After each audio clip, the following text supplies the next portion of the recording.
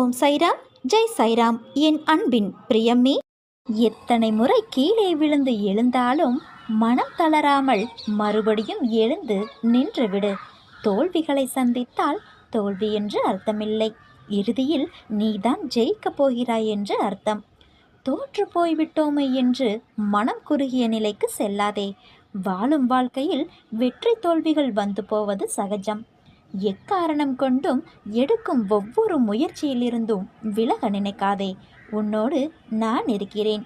உன்னுடைய எல்லா முயற்சியிலும் நான் எப்போதும் இருப்பேன். எதுவாக இருந்தாலும் என்னிடத்தில் தெரியப்படுத்து. இன்று நீ அனுபவித்துக் கொண்டிருக்கும் வாழ்க்கை நான் ஆசீர்வதித்து கொடுத்தது. உனக்கு தகுதியான வாழ்க்கையை வழங்கி வழி நடத்தி அழைத்து வந்திருக்கின்றேன். தற்போதைய நிலை இதற்கு முன்பு இருந்த நிலை. அனுபவித்து வந்த வாழ்க்கையை எப்போதும் எந்த சூழ்நிலையிலும் மறவாதே. முடிந்தவரை தேடி சென்று உதவிடு. பசியில் இருப்பவனை கண்டவுடன் உடனே உதவிடு. யாரையும் புண்படுத்தும் வகையில் நடந்து கொள்ள நினைக்காதே. தான் என்ற கர்வத்தை அறவே விட்டுவிடு. எந்த சூழ்நிலையிலும் உன்னை மறவாமல் உன்னை பாதுகாத்து உன்னை நிச்சயம் அனைத்திலுமிருந்து விடுவித்து உன்னை உயர்த்தி பார்க்க போகின்றேன். அனைத்திலும் நீ வெற்றி பெறப் போகின்றாய். காத்திரு. என்னை சரணாகதியடைந்தால் உன்னை நான் பாதுகாப்பேன். நான் இருக்கிறேன். நீ செல்லும் இடமெல்லாம் நீ இழந்ததையெல்லாம் மீண்டும் பெறப்போகின்றாய். மனம் பகவானை விரும்பினாலும் புத்தி இருக்கிறதே, இது தேவையா? இதனால் பலன் உண்டா? இங்கு போனால் மட்டும் நல்லது நடந்து விடுமா? இப்படியெல்லாம் கேள்வி கேட்கும். இவர் பாபாவின் உண்மையான அடியவரா? இவர் சொன்னால் நடக்குமா என்றெல்லாம் கேட்டு மனதின் நம்பிக்கையை தளர்த்திவிடும். அந்த புத்தி உங்களுக்கு நன்மை கிடைப்பதை தவிர்க்கும். இந்த நிலையில்தான் நீ இப்போது இருக்கின்றாய். உங்கள் கவலைகளை பாபா தீர்த்து வைத்தாலும் மீண்டும் இல்லாத ஒன்றை வைத்துக்கொண்டு இருக்கிற நிம்மதியை நீங்கள் கெடுத்துக் கொள்கிறீர்கள். உங்களுக்கு எல்லாம் இருந்தாலும் எதுவும் இல்லாததை போல இருக்கின்றீர்கள். உங்களோடு பாபா பேசிக்கொண்டிருக்கும் இந்த வார்த்தைகளையும் அதன் உண்மைகளையும் புரிந்து கொள்ளுங்கள்.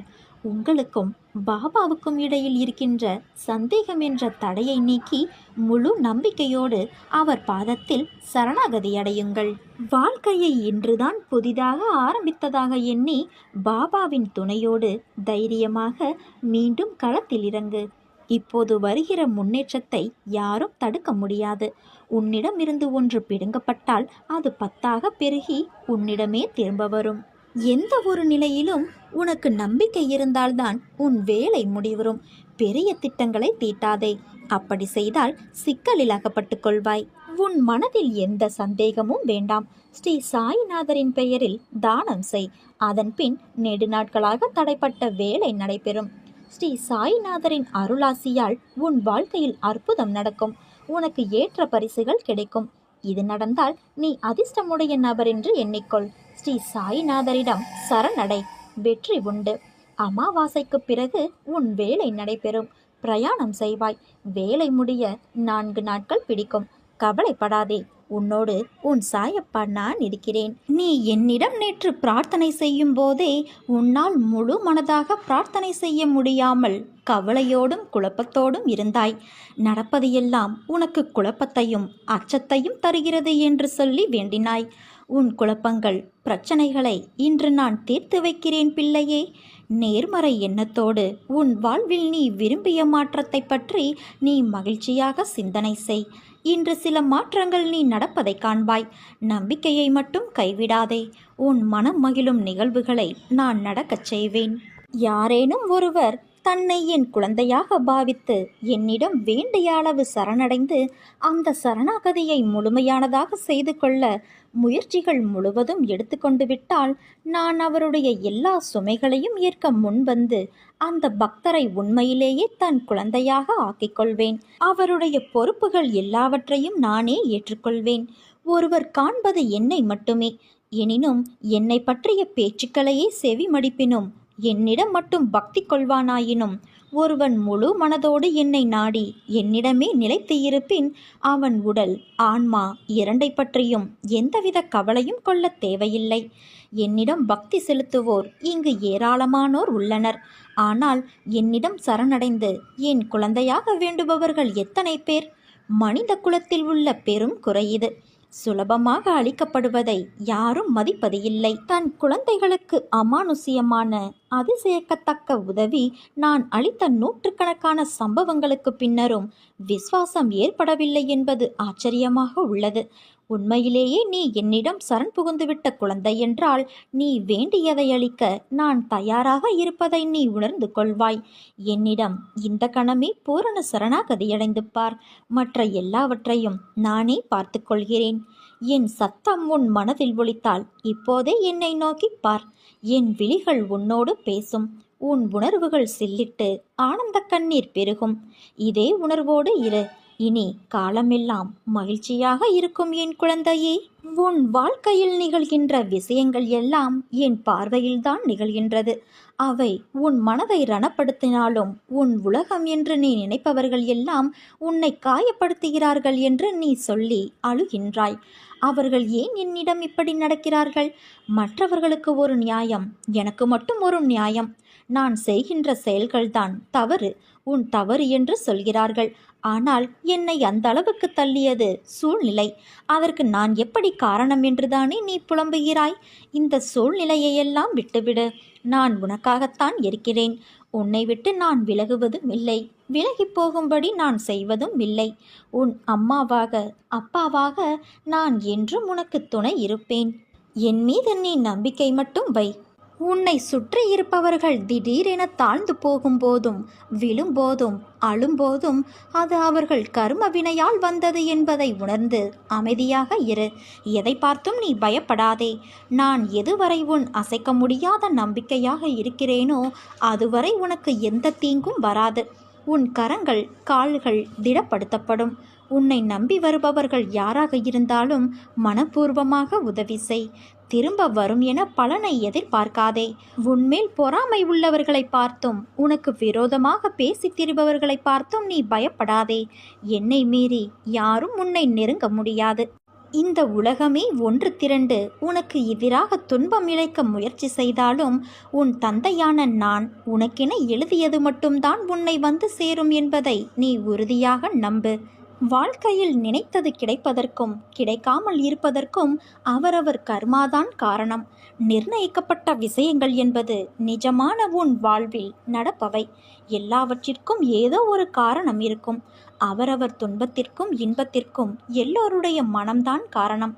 இந்த வாழ்க்கை என்பது யாது என்று உன்னிடம் கேட்டால் நீ என்ன சொல்வாய்? நீ சொல்லும் பதிலிலிருந்துதான் என் லீலையின் அடுத்த பெரும் பங்களிப்பு உன் வாழ்வில் நடைபெறும்.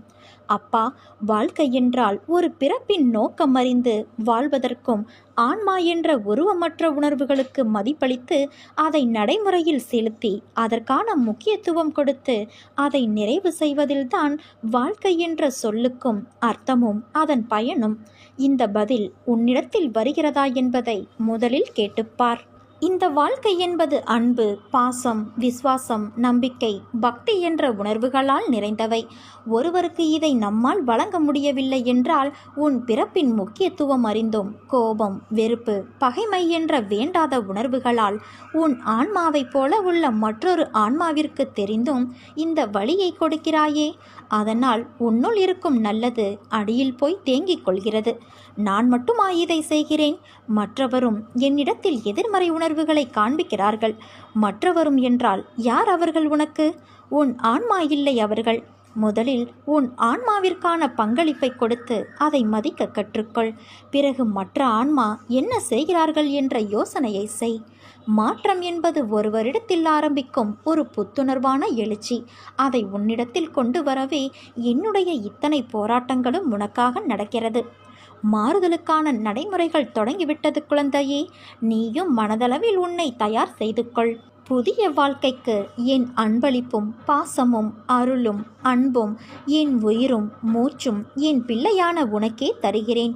என் முழு மனதில் இடம் பிடித்த என் பிள்ளையான உனக்கு என் ஆசிகள் எப்போதும் உண்டு. நீ எதையும் இனி தேடி செல்ல வேண்டியது இல்லை. உன்னை தேடி அனைத்தும் தானாக வந்து சேரும். நீயே ஆச்சரியப்படப் போகிறாய். நல்ல மாற்றங்கள் நடைபெறப் போகிறது என் குழந்தையே. ஒரு நாள் போவது ஒரு யுகமாக தெரிகிறது என்று புலம்புகிறாயே. நான் இதுவரை எத்தனை யுகங்களை பார்த்திருக்கின்றேன். எத்தனை பேர் வந்தார்கள் போனார்கள். அவர்களில் பெரும்பாலானோர் இப்படித்தான் உன்னை போல புலம்பி தவித்தார்கள். சிலர் மடிந்து போனார்கள், சிலர் எதிர்த்து போராடினார்கள். எல்லாம் முடிந்து அவர்கள் வேறு ஜென்மம் எடுத்து கழித்தார்கள். இனி வருபவர்களுக்கும் இதுதான் நிலை. தோல்விகளையும் கஷ்டங்களையும் கண்டு ஓடி ஒளியாதே, தைரியமாக எதிர்த்து போராடு. இந்த ஜென்ம கடமைகள் அத்தனையையும் இந்த ஜென்மத்திலேயே முடித்துவிடு. அதற்காக எதிர்வரும் கஷ்டங்களை ஏற்று போராட மனதை பக்குவப்படுத்து. முடியாத போதெல்லாம் என் பெயரை உன் மனதிற்குள் நான் பதியம் செய்து வைப்பேன். என்னை கும்பிடுவதற்கு வழியை தேடி அலையாதே. நான் உன் உள்ளத்திலேயே குடியிருந்து வருபவன். எனக்கு சடங்கு சம்பிரதாயங்களோடு தான் பூஜை செய்ய வேண்டும் என நினைக்காதே. எப்போதும் என்னை நினைத்து கொண்டு இரு, அது போதும். அப்போது என் பலம் உனக்குள் ஊடுருவி உன் கஷ்டங்களை தவிடு பொடியாகிவிடும். உனக்கு எதிராக செயல்படுபவர்களையும் துன்பம் விளைவிக்க நினைப்பவர்களையும் நிர்மூலமாக்கிவிடும். உன் விருப்பங்கள் நிறைவேற பிரார்த்தனை செய். வெறும் பிரார்த்தனையினால் உன் பிரச்சனைகளை நான் முடித்து வைப்பேன் என் குழந்தையே. பல குழந்தைகளை பெற்றிருந்தாலும் ஒரு தந்தை தன் குழந்தையின் தவறான நடத்தையை எவ்வாறு சரி செய்வது என்று கவலைப்படுவார். அவர் தன் குழந்தையின் மோசமான நடத்தையை சரி செய்ய போராடுகிறார். கடவுள் நம் தந்தையாக இருப்பதால் அவரது தவறான குழந்தைகளை பற்றி அதிக அக்கறை காட்டுகிறார். நேர்மையாக வாழும் பக்தர்களை கடவுள் பொருட்படுத்த மாட்டார். அவருடைய வார்த்தைக்கு கட்டுப்படுவார். தம்மிடமிருந்து விலகியவர்களையும் கெட்ட நடத்தையால் கெடுக்கப்பட்டவர்களையும் அவர் எப்போதும் நினைப்பார். அவர்களை அவர் கைவிட மாட்டார். அவர்கள் நடந்து செல்லும் பாதை எவ்வளவு அற்பமானது, மோசமானது என்பதை அவர் உணரும்படி கட்டாயப்படுத்துகிறார். ஒரு நொடியில் அவர்கள் கண்களை திறப்பார். கடவுள் ஒரு மனிதனை வீழ்ச்சியின் சேற்றிலிருந்து வெளியே இழுத்து அவரை நேர்மையான வழியில் நடத்துவார். கொள்ளைக்காரன் வால்மீகியும் வக்ரமான அஜாமிலனும் கடவுள் சன்னதிக்கு வரவில்லையா? அதனால் இத்தனை நாள் கடவுளை தியானிக்க முடியவில்லையே என்று நாம் உட்கார்ந்து கவலைப்படக்கூடாது. நீ அன்போடு அப்பா என்று என்னை அழைத்தால் நான் ஆம் என்று உனக்கு பதில் தருவேன். ஏதாவது ஒரு வடிவில் நிச்சயம் உன்னை நான் காப்பாற்றுவேன். என் நாமம் உச்சரிப்பதற்கும் கேட்பதற்கும் மிகவும் இனிமையானது.